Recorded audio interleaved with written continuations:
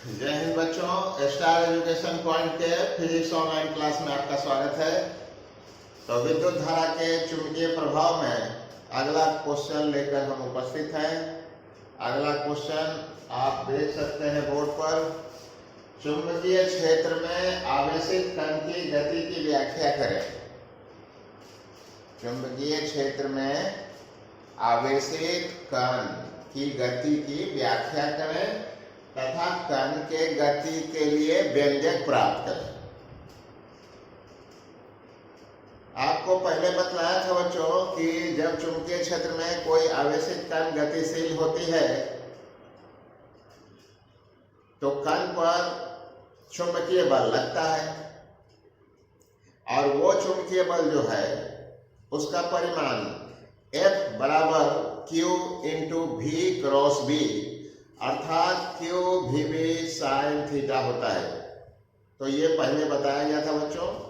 तो उसी सूत्र से ये सारा व्यंजक इसका निकलेगा, लेकिन साथ साथ उस सूत्र के साथ ये भी आपको इस चैप्टर के शुरुआत में बता दी गई है कि आइए देखते हैं, यदि चुंबकीय क्षेत्र है और कोई आवेशित कण इसी दिशा में चलेगी तो आवेशित कण पर कोई भी बल नहीं लगेगा, क्योंकि वेग और चुंबकीय क्षेत्र B के बीच में बनने वाला कोण यहाँ शून्य है। इस बातों को बताया गया था आपको शुरुआत में ही। इसीलिए कहते हैं कि सारा वीडियो को देखना जरूरी है, क्योंकि विषय है फिजिक्स, भौतिकी, ऐसा ही होता है फिजिक्स।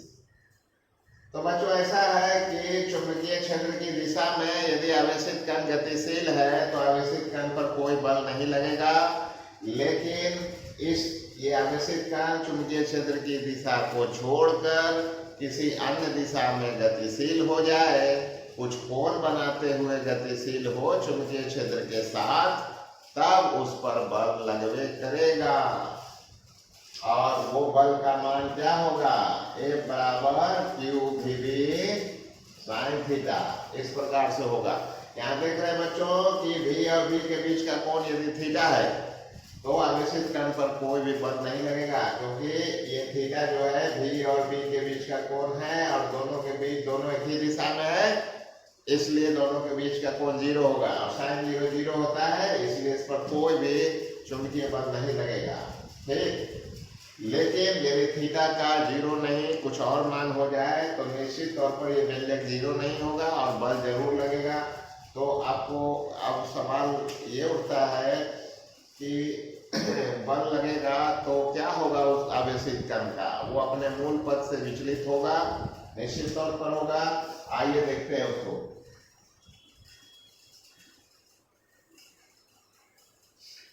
बच्चों मान लेते हैं कि ये चुंबकीय क्षेत्र की दिशा है, इसमें ढेर सारी बल रेखाएं एक ही दिशा में जा रही है।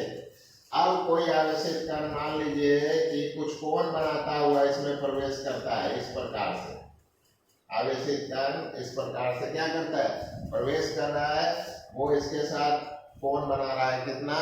तो थीटा। ऐसी स्थिति में बच्चों ये क्या करेगा? ये विक्षेपित होगा और ये देखिए हेलिक्स पथ धारण कर लेगा, अर्थात ये लगातार इस पर बल लगेगा और इस प्रकार से घूमता चला जाएगा।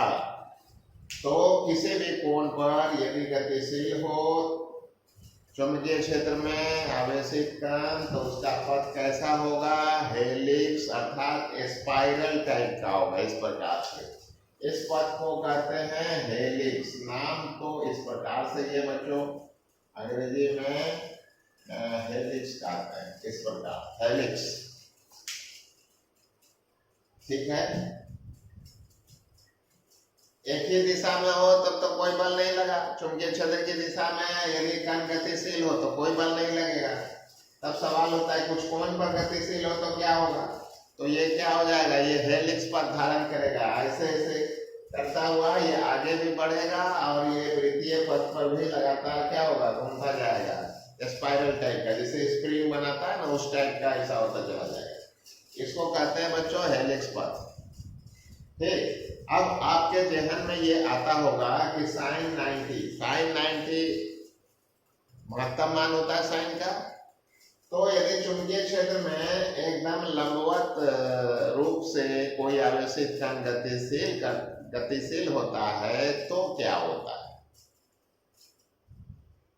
तो उसी के लिए तो बच्चों ये निकालने के लिए क्वेश्चन है, यदि चुंबकीय क्षेत्र के ठीक लंबवत दिशा में कोई भी आवेशित कण यदि चुंबकीय क्षेत्र में प्रवेश करेगी तो वो वृत्तीय पथ धारण कर लेगा और उसमें ये आगे नहीं बढ़ेगा, केवल क्या होगा, गोल गोल गोल गोल ऐसे नाचेगा, वृत्तीय पथ पर नाचते रहेगा।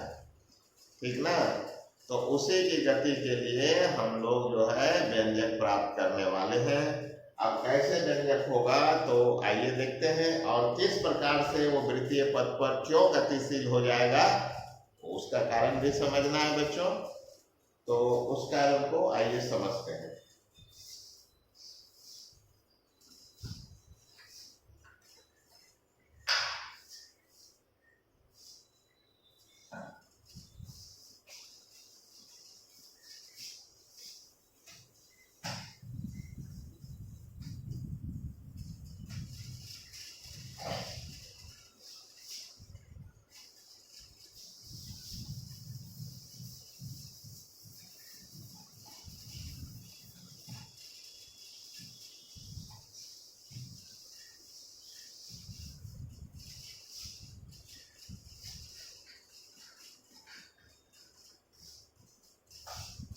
अब देखिए, आपने फ्लेमिंग के बाएं हाथ का नियम पढ़ा था पिछले वीडियो, याद आ रहा है? ऐसे बतलाया था कि फ्लेमिंग के अनुसार बाएं हाथ के अंगूठा, तर्जनी तथा मध्यमा को एक दूसरे के लंबवत रूप से फैला दिया जाए।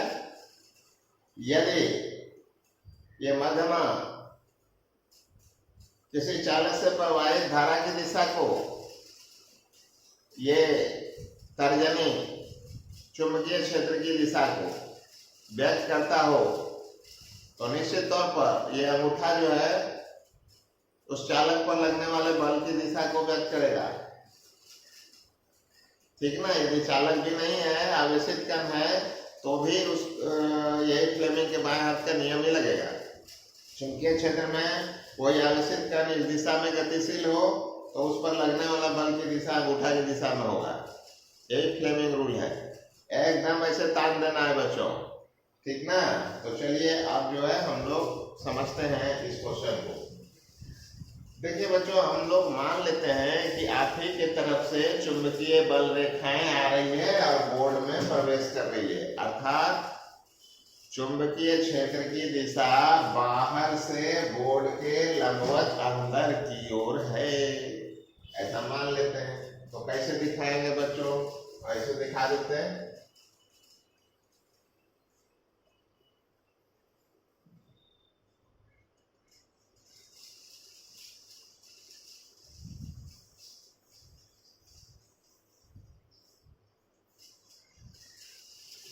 अब कहिएगा ये क्या बना दिए सर? अरे ये बल रेखा है, एकदम सीधे ऐसे क्या कर रहा है, बोर्ड के लंबवत प्रवेश कर रहा है। अब कैसे दिखाएं हवा में? तो आइए इसे समझ लीजिए। ये क्या हो गया, चुंबकीय क्षेत्र की दिशा हो गई जो बोर्ड के लंबवत है, आपकी ओर से आ रहा है और बोर्ड में इसे प्रवेश कर रहा है। तो चलिए चुंबकीय क्षेत्र की दिशा ऐसे मान लेते हैं बच्चों। ठीक है? अब क्या है, ये देखिए, ये हो गया चुंबकीय क्षेत्र की दिशा। अब एक आवेशित कण इधर से प्रवेश कर रही है, तो बताइए इधर से आएगी तो इसके चुंबकीय क्षेत्र के लंबवत ही आ रही है ना, तो लंबवत आने के बाद ये गोल गोल घूमने लगेगा। अब कैसे घूमेगा वो जरा सा बताते हैं।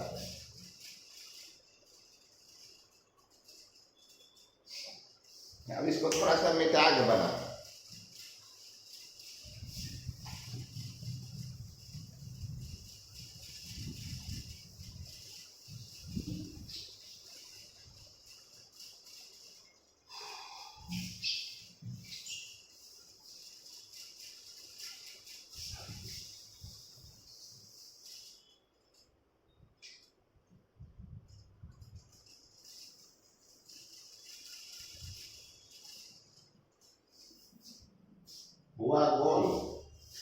मान लेते हैं ये गोल हुआ,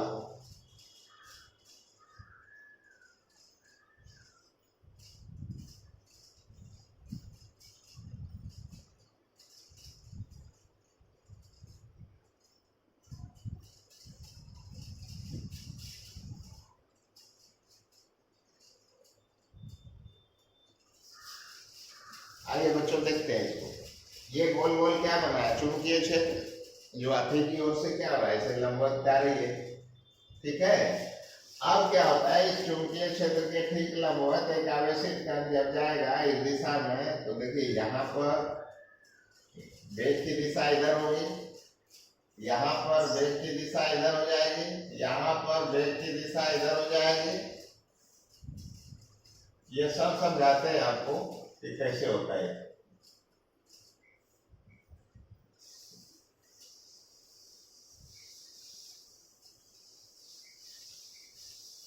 देखिए ये जितना भी मान लेते हैं ये सब कण है बच्चों, कण पर आवेश Q है। अब कण का हालत देखिए, हमने कहा कि चुंबकीय क्षेत्र को इससे सूचित करते हैं, यह है ना चुंबकीय क्षेत्र, ये रहा। वेग की दिशा किधर है बच्चों, कण के वेग की दिशा इस प्रकार से चुंबकीय क्षेत्र के लंबवत प्रवेश किया, देखिए। अब इस पर बल किधर लगेगा, आवेश पर, देखिए केंद्र की ओर दिष्ट है, यहाँ पर भी देखिए किधर लग रहा है, केंद्र की ओर। ये वाला याद रखिए, बाएं हाथ के नियम से, फ्लेमिंग के बाएं हाथ के नियम से, ये जो देख रहे हैं आप तर्जनी चुंबकीय क्षेत्र की दिशा को व्यक्त करता है, मतलब ये हो गया बी की दिशा को व्यक्त करता है।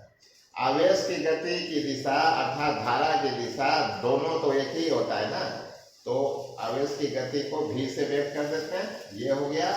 और ये हो गया बच्चों बल की दिशा।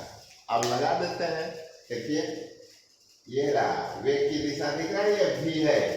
और ये वाला चुंबकीय क्षेत्र देखिए आपके तरफ से अंदर जा रहा है कागज के तल के लंबवत, और बल किधर लग रहा है, केंद्र की ओर है, देखिए यहाँ पर। तो बल की दिशा को ऐसे दिखाएंगे, यहाँ पर देखिए यहाँ भी बल की दिशा को किधर दिखाएंगे, इधर दिखाएंगे। यहाँ पर देखिए किधर दिखाएंगे, इधर। साफ जगह यहाँ भी क्या होगा, बल की दिशा इधर हो जाएगी बच्चों। यहाँ पर भी आप दिखा सकते हैं, ये देखिए वेग की दिशा इधर है, तो बल की दिशा किधर होगी, इधर होगी। यहाँ पर भी आप दिखा सकते हैं, ये वेग आ रहा है, तो किधर है, इधर। यहाँ पर भी दिखा दीजिए, वेग की दिशा इधर है, तो बल की दिशा किधर है, इधर। तो सभी जगह आप देख रहे हैं बल की दिशा किधर है, केंद्र की ओर। देख पा रहे हैं, देखिए है ना। तो बच्चों जब चुंबकीय क्षेत्र जो बी है, जो बाहर से अंदर की ओर जा रही है, गोल गोल वही दिखा रहे हैं, और कोई यहाँ पर कोई दूसरा रास्ता नहीं था दिखाने का। मतलब ये इमेजिन ही करना है कि बोर्ड के लंबवत चुंबकीय क्षेत्र है, तो फ्लेमिंग का जो बाएं हाथ का रूल लगेगा, तो ये कण के वेग की दिशा हो, अर्थात चुंबकीय क्षेत्र के लंबवत ये गतिशील हो आवेशित कण, तो इस पर केंद्र की ओर क्या होगा, बल लगेगा। और यही कारण है बच्चों कि लगातार जो आवेशित कण पर ये जो बल लग रहा है ना, अभी केंद्र बल जो केंद्र की ओर, ये लगातार जो है कण के दिशा को बदलता रहता है। कण के वेग के परिमाण को तो नहीं बदल पाता है, लेकिन कण के दिशा को लगातार बदलता रहता है, और इसीलिए ये सरल रैखिक पथ पर आगे नहीं बढ़ के ये कण का जो चलने की दिशा है वो वृत्तीय पथ पर आ जाती है, और लगातार क्या होता है, चुंबकीय क्षेत्र में इस प्रकार से वृत्तीय पथ पर घूमने लगती है। तो इतना आपको जो है समझ में आ गई होगी कि यदि चुंबकीय क्षेत्र के लंबवत यदि कोई आवेशित कण प्रवेश करता है चुंबकीय क्षेत्र में, तो वो वृत्तीय पथ पर गतिशील हो जाएगा, और उसी वृत्तीय पथ पर लगातार गतिशील रहेगा। ऐसा नहीं है कि गति पथ मतलब उसका पथ बदल जाएगा, वैसा नहीं, वो लगातार एक ही चाप पर वो क्या होगा, लगातार जो है गोल गोल घूमता रहेगा। कारण क्या है बच्चों कि फ्लेमिंग का बाएं हाथ का नियम। यहाँ पर आप देख रहे हैं कि चुंबकीय क्षेत्र में जैसे ही लंबवत दिशा में कोई आवेशित कण गतिशील होता है तो उस पर एक बल लगती है जो इसकी दिशा को सरलरैखिक ना करते हुए अंदर की ओर खींच लेता है, अर्थात जो है केंद्र की ओर इसको खींच लेता है, हर पल खींच रहा है, देखिए है ना केंद्र की। तो ये जो सब बल लगा है बच्चों, इसको कहते हैं अभिकेंद्र बल। वृत्तीय पथ के केंद्र की ओर लगने वाले बल को अभिकेंद्र बल कहते हैं। लेकिन ये अभिकेंद्र बल कैसे प्राप्त हो रहा है, तो कण पर लगने वाले चुंबकीय बल के कारण प्राप्त हो रहा है। अर्थात चुंबकीय क्षेत्र क्या कर रहा है, इस आवेश पर बल लगा रहा है। हम लोग पहले 11 में भी पढ़े थे बच्चों कि किसी भी कण को वृत्तीय पथ पर गतिशील रहने के लिए एक अभिकेंद्र बल की आवश्यकता होती है। जैसे पृथ्वी यदि मान लीजिए वृत्तीय कक्षा में गतिशील है, साल भर में एक चक्कर लगा लेता है सूर्य का, तो उसके मध्य में क्या है, सूर्य है। सूर्य लगातार क्या कर रहा है, पृथ्वी पर गुरुत्वाकर्षण बल के कारण अभिकेंद्र बल लगाता है। ठीक इसी प्रकार एक पत्थर है और उसको धागे में बांधकर जब उसको घुमाते हैं तो वो वृत्तीय पथ पर घूमता रहता है, अर्थात केंद्र की ओर लगातार आप क्या करते हैं, धागे से बल लगाते रहते हैं। यदि धागा टूट जाए तो अब धागा पर बल नहीं लगेगा, तब देखते हैं कि वो जो पत्थर है वो सीधे सरल रैखिक दिशा में किसी ओर भाग जाता है कि नहीं। अब इसे गोल गोल धागा से घुमा दिए और धागा को छोड़ के देखिएगा तो क्या वो गोल गोल घूमते रहेगा, क्या नहीं घूमेगा। क्यों नहीं घूमेगा, तो लगातार क्या होना चाहिए, उसके पथ को, सरलरैखिक पथ को चेंज करने के लिए लगातार बल की जरूरत है, जो उसको क्या करेगा, उसके गति पथ को लगातार बदलता रहेगा। तो गति पथ को लगातार बदलिएगा तब ना ये वृत्तीय पथ पर गतिशील होगा। इसीलिए कभी केंद्र बल की आवश्यकता होती है वृत्तीय पथ पर गति करने के लिए। ठीक, तो ये सारी चीजों को ध्यान में रखते हुए इस क्वेश्चन को बच्चों हल करना है। तो आइए देखते हैं कैसे कैसे लिखना है और क्या क्या चीज निकालना है। तो क्या क्या चीज निकालना है, तो ये देखिए, मान लेते हैं बच्चों कि ये जो वृत्तीय पथ पर घूम रहा है इसका त्रिज्या कितना है, तो r है। इसके केंद्र को मान लेते हैं O और इसकी त्रिज्या क्या है, महत्तम त्रिज्या मान लीजिए कि r, ठीक है।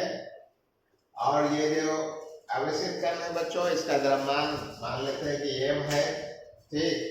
और आवेश इसके पास कितना है, q है। अब ये v वेग से, v रैखिक वेग से गतिशील होता है वृत्तीय पथ पर। मान लेते हैं इसका कोणीय वेग समझते हैं ना, ओमेगा, कोणीय वेग को ओमेगा से सूचित करते हैं बच्चों। और आपने पढ़ा है ओमेगा बराबर 2π/t होता है, जहां बड़ी t क्या होता है, आवर्तकाल।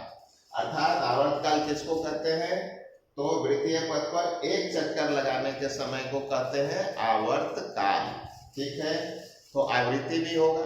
आवृत्ति का क्या मतलब होता है कि एक सेकेंड में कोई कण वृत्तीय पथ पर कितनी बार जो है घूम जाती है।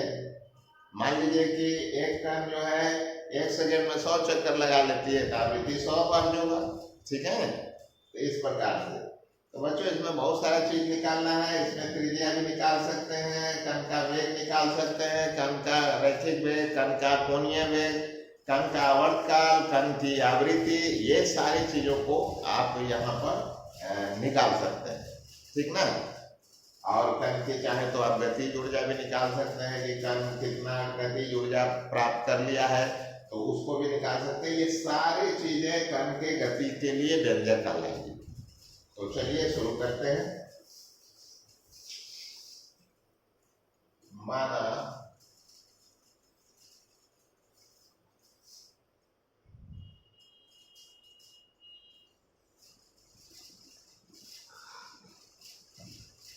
चुंबकीय क्षेत्र B है जिसकी दिशा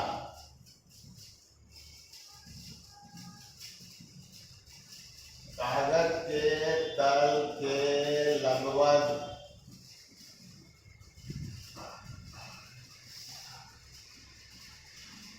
बाहर से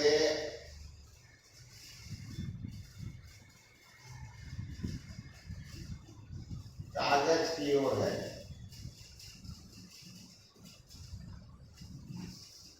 तो आप कहिएगा कि आप लिख रहे हैं बोर्ड पर और उधर बतिया रहे हैं कागज, तो हम आपके लिए तो बतला रहे हैं।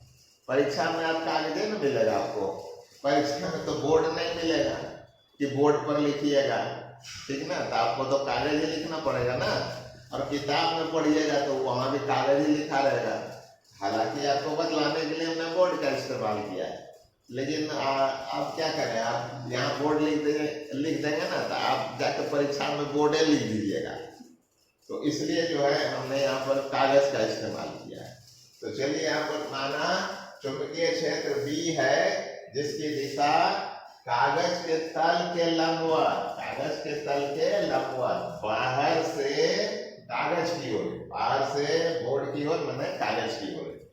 समझ में आ गए क्यों लिखा है यहाँ पर? ठीक है। फिर इस चुंबकीय क्षेत्र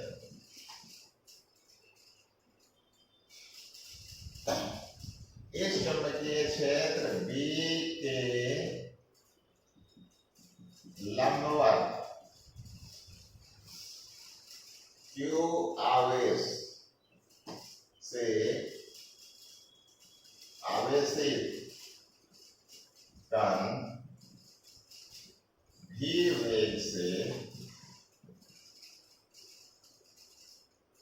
प्रवेश करती है।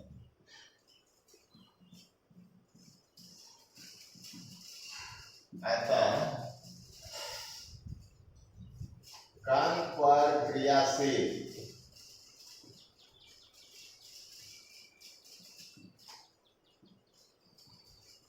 चुंबकीय बल F बराबर Q VB साइन थीटा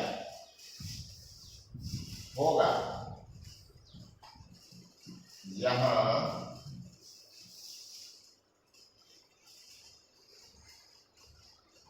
वेग भी तथा चुंबकीय क्षेत्र भी के बीच का कोण थीटा बराबर 90 डिग्री होगा। और कितने बच्चों, जब आप लंबवत कह रहे हैं कि प्रवेश करती है चुंबकीय क्षेत्र में, तब तो निश्चित तौर पर है कि थीटा का मान क्या हो जाएगा, 90 डिग्री हो जाएगा।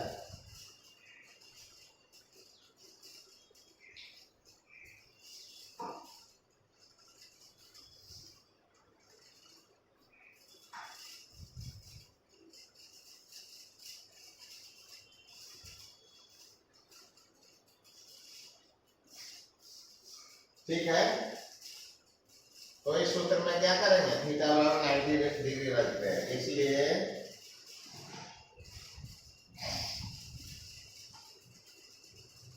कण पर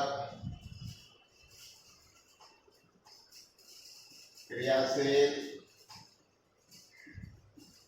महत्तम चुंबकीय बल ए बराबर क्या हो जाएगा, क्यू VB, इसको समीकरण नंबर 1 मान लेते हैं, क्योंकि साइन 90 बराबर क्या हो जाएगा बच्चों, 1 हो जाएगा। तो ये समीकरण हो गया है, ठीक ना।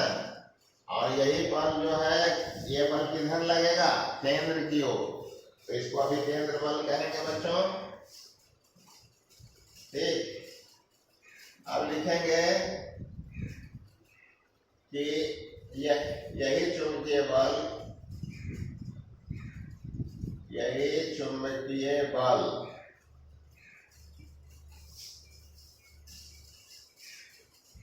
लगातार आवेशित कण पर क्रियाशील रहने के कारण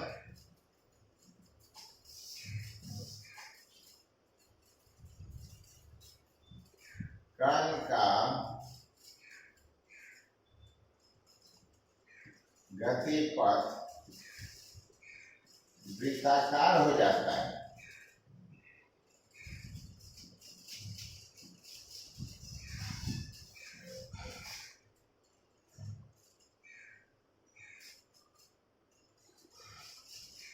इस स्थिति में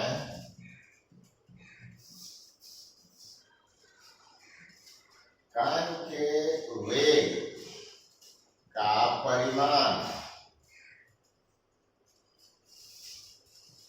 नियत रहता है, मतलब नहीं बदलता है, परंतु कण के वेग की दिशा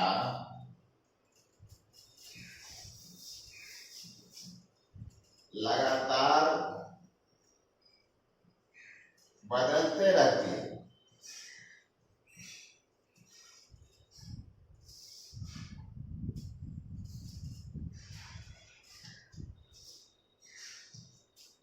जिससे आवेशित कण वृत्तीय पथ पर गतिशील रहती है।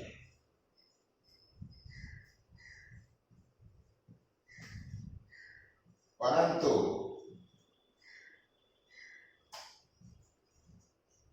किसी कण को वृत्तीय पथ पर गति करने के लिए आवश्यक अभिकेंद्र बल कहां से मिलेगा? ये मिलेगा चुंबकीय बल से। ऐसा होगा बच्चों, ठीक है। अभिकेंद्र बल कहां से प्राप्त होगा? तो चुंबकीय बल से प्राप्त होगा। चलिए इसको समीकरण नंबर 1 मान लेते हैं, ठीक। अब इस व्यंजक को आगे डेवलप करते हैं। माना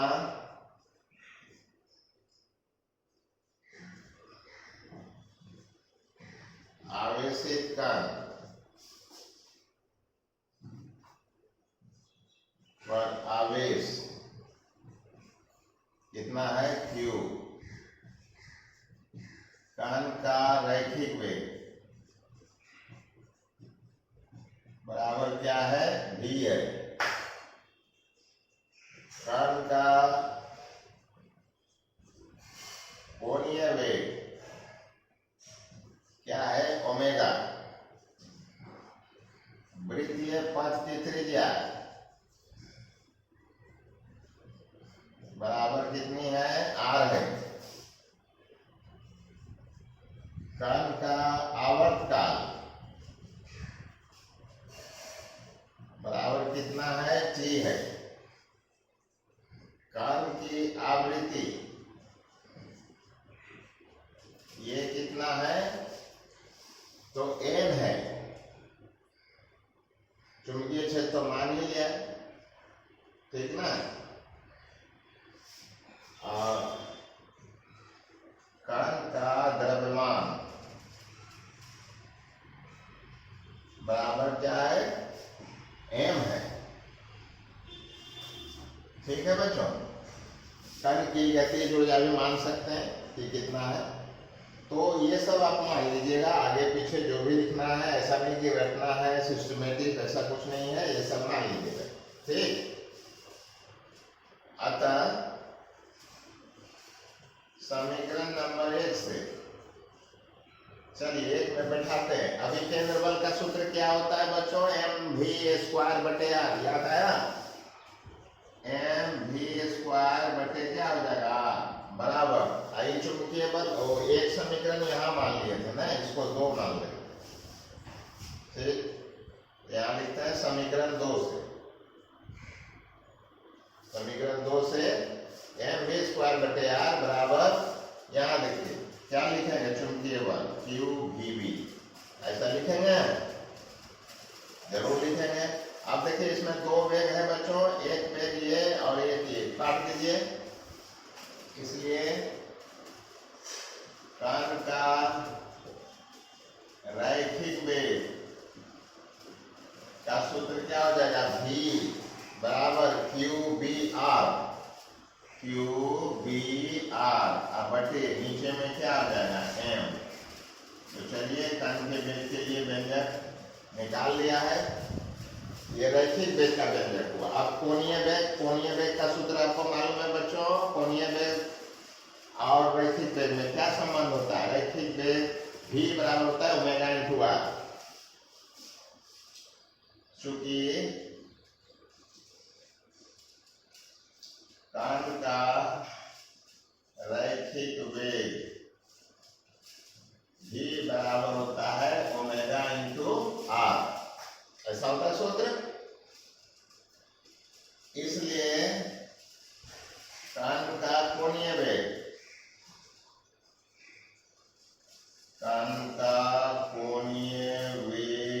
ओमेगा बराबर V बटे क्या होगा बच्चों, R हो जाएगी, ठीक है। इसलिए कण का, अच्छा पहले ऐसे लिख देते हैं, इसलिए ओमेगा बराबर V देखे थे पूरा है, इसमें R से भाग दे दीजिए, ये हो गया QBR बटे M, गुना नीचे में भी R हो जाएगा, तो ये दोनों क्या होगा, कट जाएगी बच्चों ये वाला, ठीक। इसलिए कण का कोणीय वेग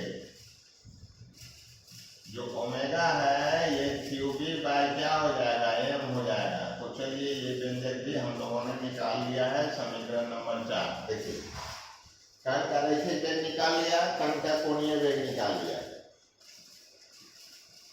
चूंकि कण का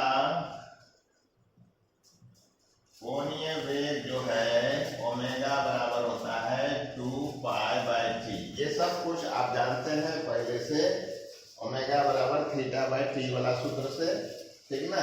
तो ओमेगा बराबर 2π/t होता है। तो समीकरण 4 से, समीकरण नंबर 4 से क्या करेंगे, ओमेगा के जगह क्या रखेंगे, 2π/t बराबर हो गया QB/M। अब इसको पलट दीजिए, इसलिए t बराबर क्या हो जाएगा, या पलटिएगा तो ऐसे लिखिए पलट के, t/2π बराबर M बटे क्या हो जाएगी, QB, ऐसा लिख सकते हैं। अब इसी से आवर्तकाल निकाल लेंगे, t का मान निकालेंगे बच्चों। चलिए आगे देखते हैं।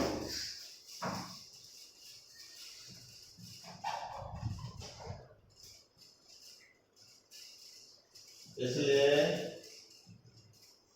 कण का आवर्तकाल t बराबर क्या हो जाएगा, इसको यहाँ 2π चला जाएगा, 2πM बटे क्या हो जाएगी QB, ठीक है। तो ये देखिए ये सूत्र आ जाएगा कण के आवर्तकाल के लिए, और आवर्तकाल के व्युत्क्रम को ही आवृत्ति कहते हैं ना। इसलिए कण की आवृत्ति क्या हो जाएगी बच्चों, तो आवृत्ति n बराबर होता है 1/t, तो इसको पलट के लिख देना है, QB बाय क्या हो जाएगा 2πM। यहाँ पर देख रहे हैं बच्चों कि कण का आवर्तकाल और कण की आवृत्ति वृत्ताकार पथ के जो त्रिज्या है इस पर निर्भर नहीं कर रही है, इसमें नहीं ना सूत्र, यहाँ लिख दीजिए ऑब्जेक्टिव के लिए। समीकरण नंबर 5 तथा 6 से स्पष्ट है कि कण का आवर्तकाल तथा आवृत्ति वृत्तीय पथ की त्रिज्या r पर निर्भर नहीं करती है। ये ऑब्जेक्टिव में पूछेगा आपसे, ऑब्जेक्टिव में। तो सब कुछ निकाल लिया, वेग निकाल लिया, रैखिक वेग, कोणीय वेग। आप चाहें तो यहां से बच्चों गति पथ की त्रिज्या भी आप निकाल सकते थे। आप चाहें तो r बराबर भी आप चाहें तो निकाल सकते हैं, r बराबर mv/qb, ऐसा भी आप चाहें तो लिख सकते थे, तो वो भी आप चाहें तो निकाल सकते हैं, ठीक ना। अब कण की गतिज ऊर्जा यदि आप निकाल सकते हैं तो निकाल दीजिए। इसलिए कण द्वारा प्राप्त गतिज ऊर्जा, काइनेटिक एनर्जी क्या होता है बच्चों, हाफ mv², ये सूत्र होता है। तो काइनेटिक एनर्जी बराबर क्या हो जाएगा बच्चों, हाफ m का m लिख दिया, v², v कहाँ गया वो देखिए, पूरा को स्क्वायर कर दीजिए, q², v², r², अब बटे क्या हो जाएगा, m होगा कि नहीं, m नहीं होगा, m² हो जाएगा। एक m क्या होगा, इसका कट जाएगा ऐसे करके।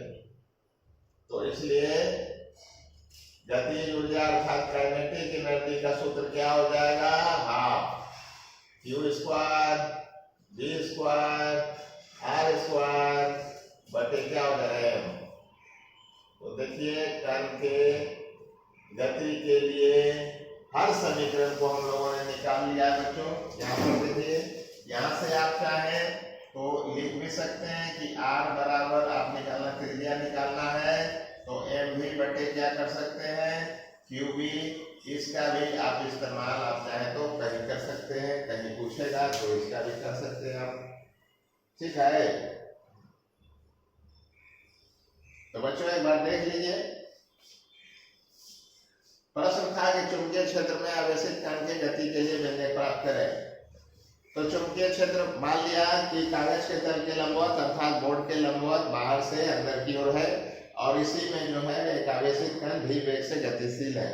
तो फ्लेमिंग के बाएं हाथ के रूल से लगातार कण पर अंदर की ओर बल लगेगा, और यही गति पथ के प्रत्येक बिंदु पर बल लगते रहने के कारण लगातार जो है कण के वेग की दिशा बदलते रहेगी, इसीलिए वृत्ताकार पथ पर क्या हो, गतिशील हो जाएगा।